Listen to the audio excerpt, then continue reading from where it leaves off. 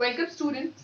आज की क्लास में हम पढ़ेंगे कि प्रोडक्शन पॉसिबिलिटी कर्व जो है ये क्या होता है। प्रोडक्शन पॉसिबिलिटी कर्व जो है वो क्लास 12th का एक बहुत इंपॉर्टेंट टॉपिक है, जिसमें से 6 मार्क्स का क्वेश्चन जो है वो अक्सर आ जाता है। अगर 6 मार्क्स का ना आए तो 4 मार्क्स या 2 मार्क्स तो जरूर आता है। तो चले जल्दी से जल्दी हम शुरू करते हैं अपना प्रोडक्शन पॉसिबिलिटी कर्व। तो सबसे पहले हम ये जान लेते हैं कि बेसिकली प्रोडक्शन पॉसिबिलिटी कर्व जो है ये होता क्या है। प्रोडक्शन पॉसिबिलिटी कर्व जो है ये वो कर्व है जो हमें डिफरेंट पॉसिबल कॉम्बिनेशन देता है। किसके कॉम्बिनेशन? दो गुड्स के कॉम्बिनेशन जो कि प्रोड्यूस किए जा सकते हैं विद गिवन टेक्नोलॉजी और रिसोर्सेज। यानी कि assumptions, बेसिक assumptions इसमें क्या है कि फुलर यूटिलाइजेशन ऑफ रिसोर्सेज होती है और दूसरा टेक्नोलॉजी कांस्टेंट होती है। तो याद रखेंगे इकोनॉमिक्स में हम अगर कुछ भी पढ़ते हैं, कोई भी थ्योरी पढ़ते हैं, कोई भी कर्व पढ़ रहे हैं, हम सीख रहे हैं, तो उसकी assumptions हमें पता होना बहुत जरूरी है। क्योंकि हम हर चीज एज्यूम करते हैं, क्योंकि हमें उसे समझना होता है आसान बनाने के लिए। हम हर चीज जो है एज्यूम करते हैं। तो assumptions जो है इसकी पीपीसी, जो कि आपको पता है कि प्रोडक्शन पॉसिबिलिटी कर्व है, इसकी दो मेन assumptions है। ठीक है, एक तो resources are fully utilized. Okay, resources are fully utilized and given. Second assumption है technology is given and remains constant. सबसे अच्छा तरीका अपना एक मजबूत आंसर लिखने के लिए ये है कि आप स्टार्ट करें कि डेफिनेशन से स्टार्ट करें कि व्हाट एग्जैक्टली इट मींस। जैसे कि अगर आप पीपीसी का आंसर लिखने जा रहे हैं तो जस्ट राइट कि व्हाट एग्जैक्टली इट इज। जैसे कि production possibility is a curve which shows alternative production possibility of two goods with the given resources and technique of production. Technique of production is the technology. ये लिखने के बाद आपको जरूरी है कि आप assumptions लिखें, क्योंकि इन assumptions के बिना हमारी जो explanation है वो null and void हो जाती है। ओके, तो चले अब हम क्या करते हैं कि इसका पूरे का पूरा जो है समझ लेते हैं कि प्रोडक्शन पॉसिबिलिटी कर्व जो है वो काम कैसे करता है और क्या एग्जैक्टली ये बोलता क्या है। Okay,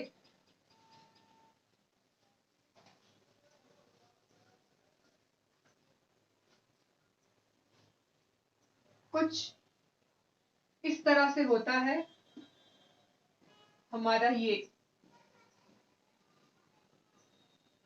PPC curve. ये आ गई हमारी एक्स एक्सिस, वाई एक्सिस। हम दो गुड्स लेते हैं, हम अपने एग्जाम्पल में एज्यूम करेंगे कि जो प्रोड्यूसर है वो दो गुड्स प्रोड्यूस कर रहा है। कौन कौन से गुड्स? एक राइस प्रोड्यूस कर रहा है और एक व्हीट प्रोड्यूस कर रहा है। ठीक है, तो एक्स एक्सिस पे हम ले लेते हैं राइस और वाई एक्सिस पे हम लेते हैं अपनी व्हीट। नाउ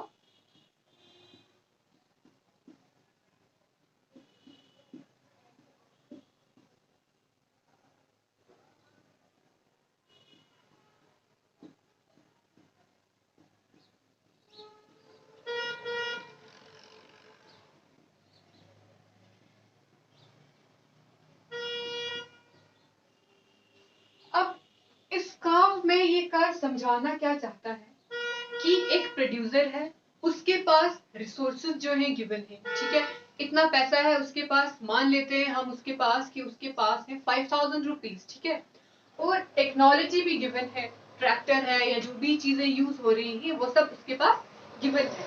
अब उन गिवन रिसोर्सेज में उसे क्या करना है, इन दोनों गुड्स का क्या करना है, प्रोडक्शन करना है।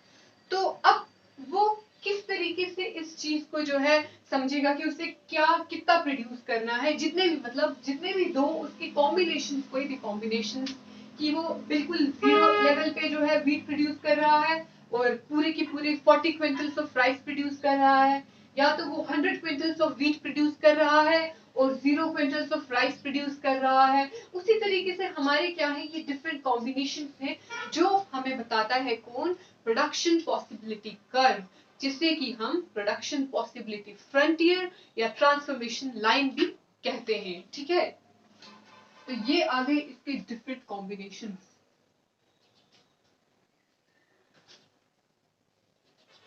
ठीक है, एक तो ये आ जाएगा इसका,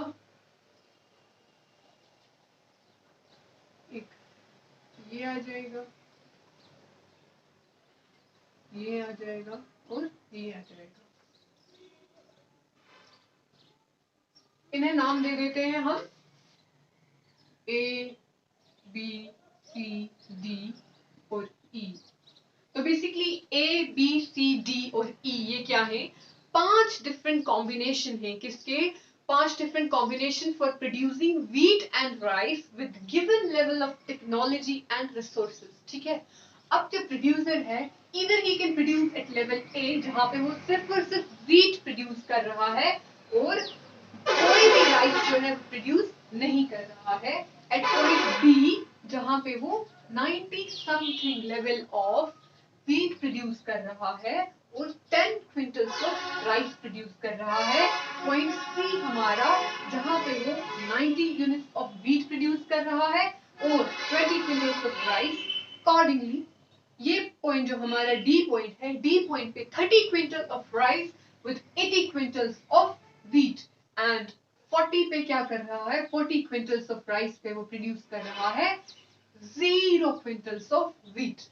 अब क्या बात आती है, जब हम ये पूरे तरीके से एक्सप्लेन कर लेंगे उसके बाद हमें बताने हैं फीचर्स ऑफ पीपीसी। ठीक है, फीचर्स ऑफ पीपीसी।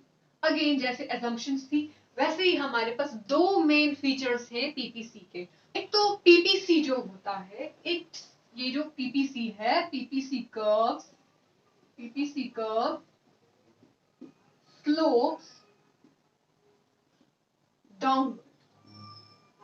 अच्छा, अब ये डाउनवर्ड स्लोपिंग क्यों होता है, हम देख रहे हैं it is downward sloping from left to right.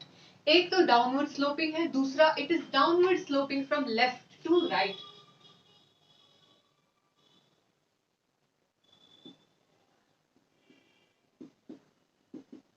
ऐसा इसलिए है क्योंकि हमने assumption में देख लिया कि क्या है कि हमारे जो रिसोर्सेज हैं वो फुल्ली यूटिलाइज्ड है। अब हमारे रिसोर्सेज जब फुल्ली यूटिलाइज्ड हैं तो मान लो कि क्या है, आपको जो है राइस का प्रोडक्शन जो है वो बढ़ाना है। अगर आप राइस का प्रोडक्शन 10 से 20 कर रहे हैं तो आपको व्हीट का प्रोडक्शन जो है वो कम करना पड़ेगा। व्हीट के प्रोडक्शन को कम किए बगैर आप राइस का ज्यादा प्रोडक्शन जो है वो नहीं कर सकते हैं। इस वजह से due to the fuller utilisation of resources for producing more of one commodity, units of other commodity has to be reduced. For this reason हमारा जो पीपीसी कर्व है वो डाउनवर्ड स्लोप करता है from left to right. Second जो हमारी PPC की property है वो क्या है कि प्रोडक्शन पॉसिबिलिटी कर्व जो है ये कनकेव होता है to the point of origin. PPC curve is concave to the point of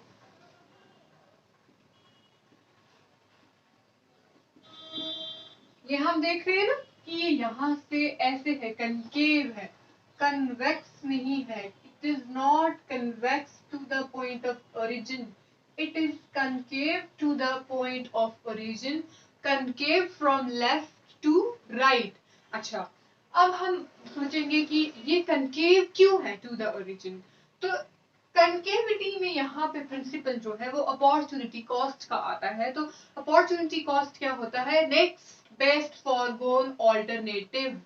तो यहाँ पे हम जैसे देख रहे हैं कि जैसे जैसे हम नीचे आते जाएंगे, ठीक है, आप देखिए from point A to point B, यहाँ पे ये जो डिस्टेंस था इतना सा था, अटेन दिस मच।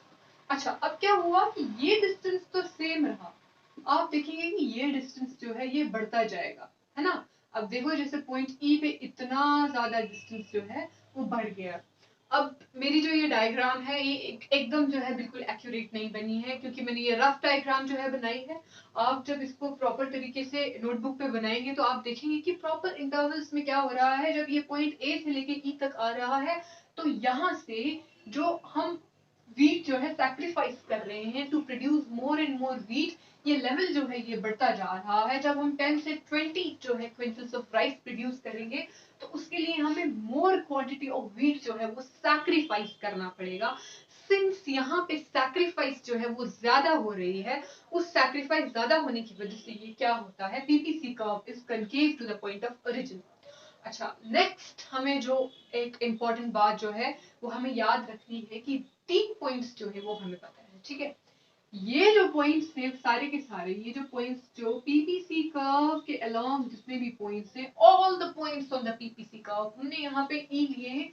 इनफाइनाइट जो यहाँ पे कॉम्बिनेशंस हैं वो बनाए जा सकते हैं, 0 से लेके 100 तक जो है कॉम्बिनेशंस पूरे बनाए जा सकते हैं।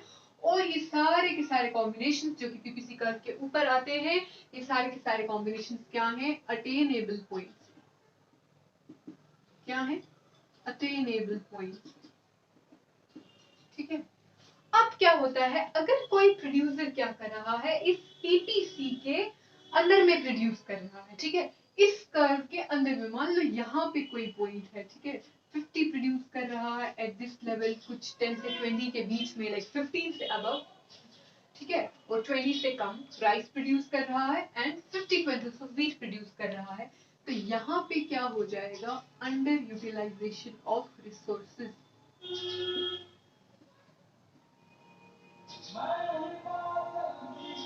ये क्या है, ये डिजायर्ड पॉइंट जो है वो नहीं है एकदम भी। अच्छा, एक और पॉइंट है, लास्ट पॉइंट जो है वो पॉइंट जो पीपीसी से बाहर आएगा, ये अनअटेनेबल पॉइंट है। अनअटेनेबल पॉइंट ये क्यों होगा, क्योंकि हमारे पास ना तो ज्यादा इससे ज्यादा टेक्नोलॉजी है, ना ही रिसोर्स है, हम इतना ही प्रोड्यूस कर सकते हैं। ये पॉइंट उसी केस में आ सकता है जब टेक्नोलॉजिकल डेवलपमेंट हो जाए, जिसमें हमारा पीपीसी क्या हो जाएगा, शिफ्ट कर जाएगा, ठीक है। तो पीपीसी हमारा शिफ्ट कर जाएगा अगर अगर कोई चांस होता है, क्योंकि रिसोर्सेज तो हमारे बढ़ नहीं सकते हैं, रिसोर्सेज है ही लिमिटेड। जो चीज बढ़ सकती है वो क्या है, टेक्नोलॉजी है। तो टेक्नोलॉजी के बढ़ने पे क्या होगा कि ये जो पीपीसी हमारा कर्व है ये शिफ्ट हो जाएगा। अच्छा, ये एक अलग टॉपिक है, इसकी मैं अलग से आपके साथ बात करूंगी कि पीपीसी कर्व के शिफ्ट जो है वो किस तरीके से आते हैं और कौन सा शिफ्ट जो है वो क्या रिप्रेजेंट करता है। ऑलराइट।